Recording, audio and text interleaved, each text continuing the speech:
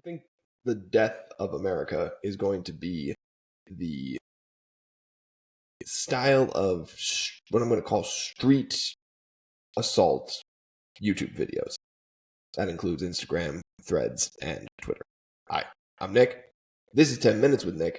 And if you doom scroll social media, which we all do, it's not a good habit. It's not, I don't recommend it, but I know everybody does it, so it's neither here nor there. I think the death of America in particular, because for some reason we seem very susceptible to it, is these kind of, I call them street assault videos. People basically pop out of nowhere with a microphone and try and get someone's opinion on something. And the clips they post are from the people who fall into one of their gotcha moments. Either their gotcha moments or the moments that support the point they're trying to make. 100% questionable editing, 100% biased, 100% no filters, yada yada. Okay. So we look at that, and for example, one of the videos that keeps popping up to me a lot is the frickin' this girl who is a vegan supporter has been popping up a lot lately. Look, I am friends with at least I think a couple vegans or vegetarians or whatever. We all know we don't agree with each other on the issue of what food should be eaten. I love the joke I used to make, and I don't make it anymore because, I actually like animals to be happy as much as I enjoy eating them. The joke I used to make was I want my food grass-fed and organic because I want to know it had a good life and I took that good life away. That was just to really make people angry and really, really tick them off. I've learned since then that not randomly ticking people off is a much better strategy. I like grass-fed organic. I actually want my food to have lived a good life. Because while I am going to be taking that life, it is worth it to actually treat the things you eat well. It is 100% worth it, and it is 100% worth it to take care of them.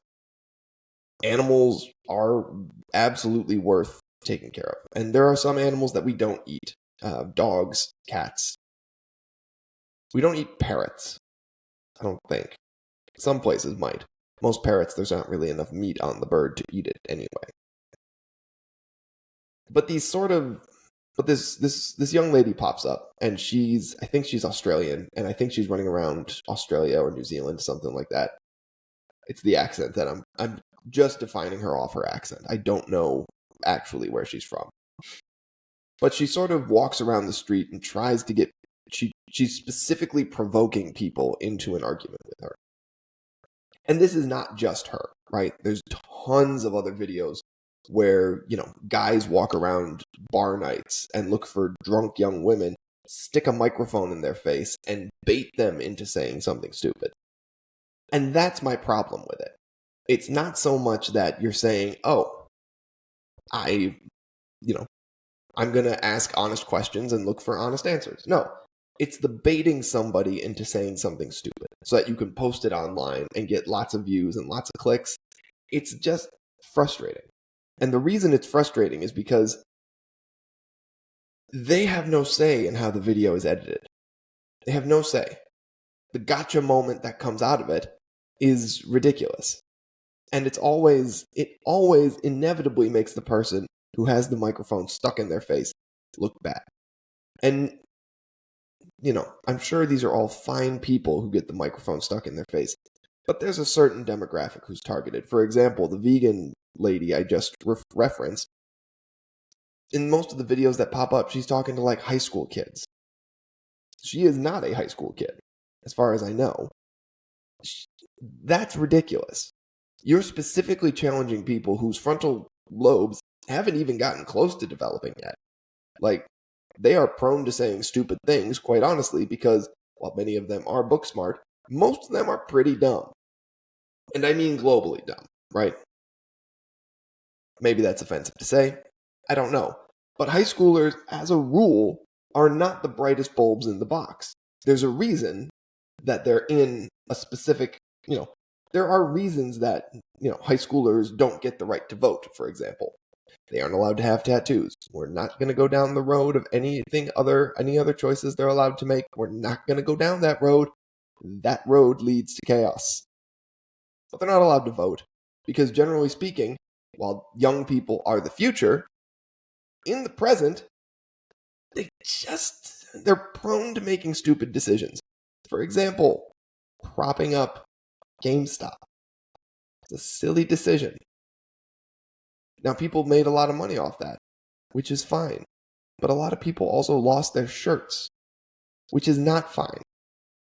And it was kind of classified as like a revolution. I'm on a tangent now. But the point is, if you are specifically targeting demographics that are weaker than you, that are not as intelligent as you, that are not as well informed as you, that's bad.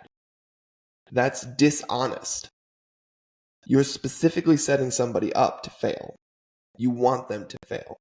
That's not journalism. That's not activism. That's just being a dick. That's just what that is. And it makes me mad because these are videos that people latch onto and then further use to make their own points. It's sad. You watch people do these videos just for the clicks. You watch people make these videos as gotcha moments, and it ruins discourse because you watch these videos take hold in conversations about about dating, about how life is working, about voting, about all of these things. And if you watch these videos, you would think, as a country, we are absolutely doomed. But the answer is, we're not.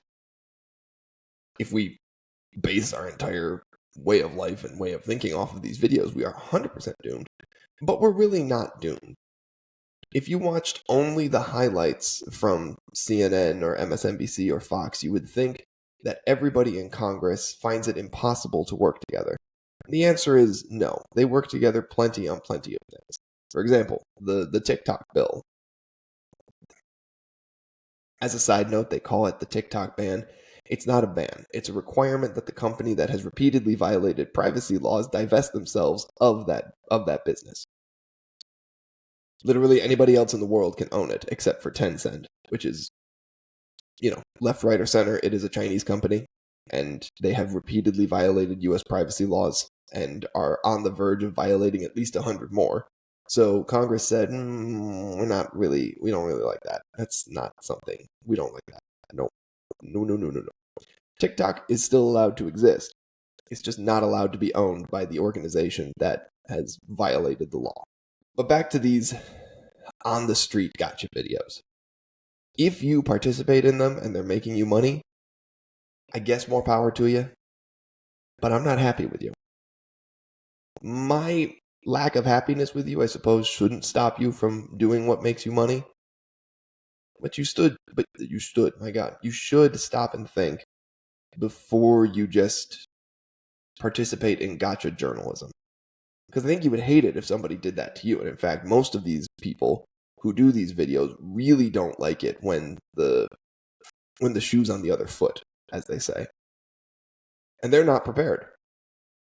They succeed only when they're prepared. And when they're prepared, they're typically going up against people who don't have a chance against them.